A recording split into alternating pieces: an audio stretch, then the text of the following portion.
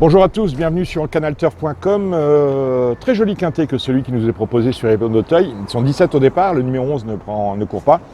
Dimanche, on prend la direction de Chandy avec une réunion qui est un peu comme ça, avec notamment un prix du Conseil Paris, présenté longtemps et à tort comme d'éventuelles consolantes au prix de l'Arc de Triomphe. Il ne sont que 5 au départ. En tout cas, le quintet sur 3000 mètres devrait nous réserver des surprises. Ce ne sera pas le cas sur Hippodrome d'Auteuil. Allez, on y va.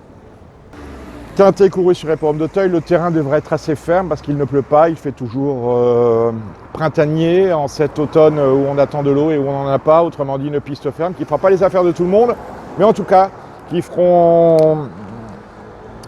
une piste ferme qui fera les affaires de mon favori, le numéro 15, Olympic Torch. Olympic Torch n'a absolument rien fait de l'année. Il faut se souvenir que l'année dernière, dans les quintets réservés aux chevaux de 4 ans, il avait très bien tenu sa partie. Et malheureusement, comme il aime les pistes fermes, il n'avait pas été servi parce que les terrains étaient souvent lourds. Ici, il a exactement son terrain. Il vient de faire une bonne rentrée en classant 8e. Tous les feux sont au vert.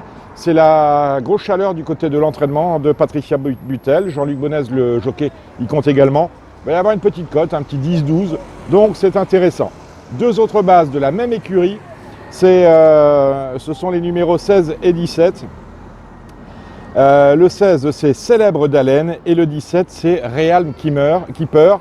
Deux chevaux qui n'ont pas exactement fait des trucs sur Hippodrome d'Auteuil, mais en tout cas qui sont en pleine forme. Et on l'a vu avec Dourdour la semaine dernière, les chevaux de Madame Carberry sont en pleine forme, donc on peut éventuellement les associer dans un jeu. Et ensuite, on va se tourner du côté de François-Marie Cotin, qui pour le coup nous a fait pleurer la semaine dernière avec Bandit d'Aîné et son compagnon d'entraînement. François-Marie Cotin nous présente le numéro 7 Côte d'Azur, une pouliche de qualité à la 6 ans qui est capable de faire un truc. Alors on a 4 bases, elles sont pas mal. On les récapitule avec le 7 Côte d'Azur, le 16 Célèbre d'Haleine, le 17 Realm Keeper et celui que vous allez jouer gagnant, le 15 Olympic Torch, parce que la cote sera franchement intéressante. Allez, on descend rapidement les partants de cette épreuve. L'As My Mage n'a pas de marge, il porte 72 kg, ça va être un peu compliqué. Il peut se classer 3e, 4e. C'est une rentrée, je crois, oui, il n'a pas été revu de l'année pour le numéro 2, Sable Gris, qui aurait sans aucun doute préféré une piste un peu plus souple, mais entraînement fort, celui de Dominique Bressou, et un jockey qui ne l'est pas moins, Morgan Regueras. Éventuellement, on peut le conserver, mais ce n'est pas mon choix. On laisse de côté The Reader, même l'entraîneur dit qu'il vaudra mieux le revoir en compagnie plus modeste. Il est plutôt mal placé, c'est un engagement assez mauvais, donc on laisse de côté. Siblou, sur une ancienne valeur, ce serait une première chance, mais il ne fait que nous décevoir. 8e, 0, nulle part, bon bref, on laisse tomber. Compliqué pour le numéro 5, Intrinsèque, attention, numéro 6, Tom Mix, qui a réalisé un superbe été. Il a remporté 3 victoires dans la spécialité sur les, donc on se doit de le respecter. Le numéro 8, Guyane, aura fort à faire dans cette épreuve. Le 9, Grand Trianon, aurait préféré une piste bien lourde. Ce ne sera pas le cas.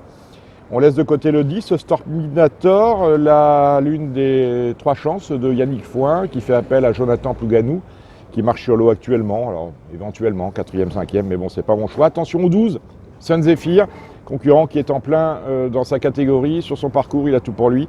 Entraînement de David Windriff, il sera très joué. Peut-être pour ça que je ne l'ai pas retenu en base. Le numéro 13, Kamikaze, lui, aurait préféré une piste très souple, voire lourde. Ce ne sera pas le cas. Place possible. 14, Vangel de Zerizy, terrain lourd obligatoire, on laisse de côté.